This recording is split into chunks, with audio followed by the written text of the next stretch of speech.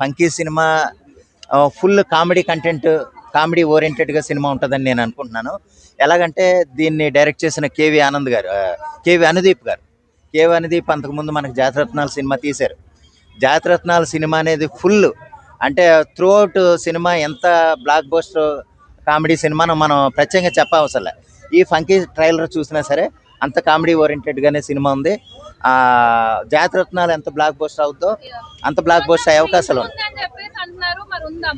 Cringe ఎలాగంటేనమ్మా, జాతిరత్నాల cinema first అలాగే అనుకున్నారు, కానీ ఏంటంటే అది బ్లాక్ బస్టర్ అయి చూపించింది.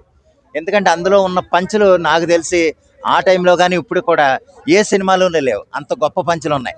ఎందుకంటే ఒక సందర్భంలోనూ అరే అమ్మాయికి లైఫ్ ఇద్దాం అనుకుంటున్నాను రా అని అంటాడు ఎవరో కమెడియన్, ఎవరో ఇంకొక ఆయన ఎవరో కమెడియన్, అయితే అంటే వదిలేస్తున్నావా అని ఇంకో కమెడియన్ అంటాడు. అలాగే ఏంటంటే ప్రతి సినిమాలో ప్రతి డైలాగు కూడా ఒక పంచ్ లాగానే పేలుతుంది. అదేవిధంగా విశ్వక్సేన్ గారు ఈ 4-5 సంవత్సరాల నుంచి చూస్తే కనుక కొన్ని సినిమాలు సరిగా నడవలే.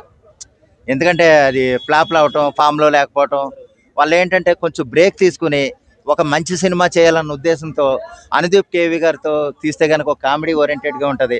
యాక్చువల్గా మన ఈయన విశ్వక్సేన్ తీసిన సినిమాలన్నీ కూడా ఒక మాసు, ఒక ఇన్వెస్టిగేషన్ సినిమాలు ఎక్కువ తీశారు.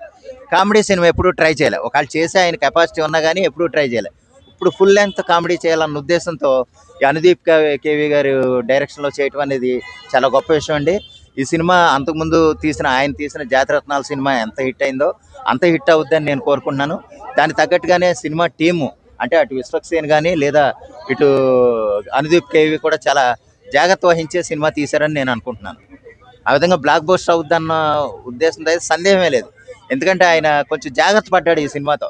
నా వరుసగా అంతకుముందు తీసిన 4-5 సినిమాలు కొంచెం ఫ్లాప్ అయ్యేటప్పటికి కొంచెం నిరుత్సాహపడటం ఎవరైనా సహజమే. అది ఆ విషయమే ఒక ఫంకీ ప్రీ రిలీజ్ ఈవెంట్లో ఆయన మాట్లాడాడు కూడా ఆ విషయం. ఏమని, నేను ఇలా చేశాను కానీ ఏంటంటే అన్నిటికీ నేను బాధ్యత వహించు నేను అవుతున్నాను, కానీ ఏంటంటే ఇప్పుడు వచ్చే సినిమా ఏంటంటే కొంచెం కంపల్సరీ కంటెంట్ ఓరియంటెడ్గానే ఉంటుంది, అలాగే కామెడీ ఓరియంటెడ్గా కూడా సినిమా ఉంటుంది, మిమ్మల్ని నిరుత్సాహపరుస్తుందన్న ఉద్దేశంతో ఆయన మాట్లాడాడు. అదేవిధంగా సినిమా ట్రైలర్ చూస్తే మనకు అదే ఇంప్రెషన్ కలుగుతుంది. ఓవరాల్గా చెప్పాలంటే సినిమా బ్లాక్ బస్టర్ హిట్ అవుద్ది అనుకుంటున్నాను. రేపు 13వ తారీఖున ఫిబ్రవరి, అంటే ఎల్లుండ రిలీజ్ కాబోతుంది.